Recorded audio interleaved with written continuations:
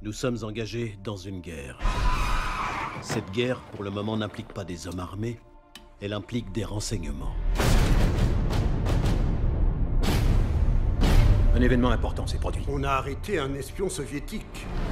On voudrait que vous le défendiez. Je défends des assurances. Je n'ai pas plaidé au pénal depuis des années. Vous avez représenté beaucoup d'hommes accusés d'espionnage. Ce sera une première pour nous deux. Vous devriez être prudent. Tout le monde a peur de cet homme. Il est une menace pour nous tous. Comment on va nous regarder? Comme la famille d'un homme qui essaie de faire relâcher un traître? On a tous le droit d'être défendus. Chaque personne est importante. À partir de maintenant, vous n'appellerez plus l'U-2 avion de reconnaissance. Vous allez prendre des photos aériennes du territoire soviétique.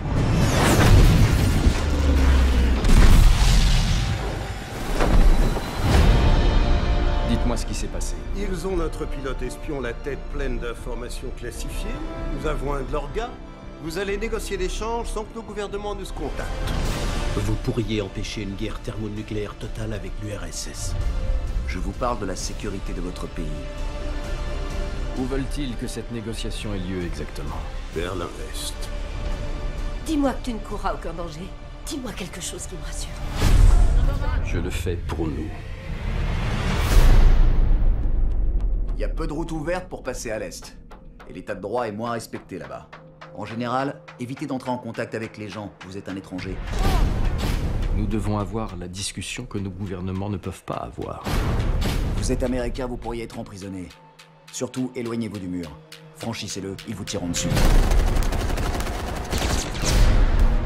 Il y a des gens qui ne veulent absolument pas que cet échange se fasse. On ne le laissera pas ici.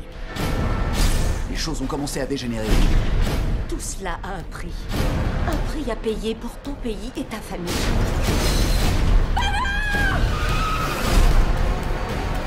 Il faut que ce soit un échange.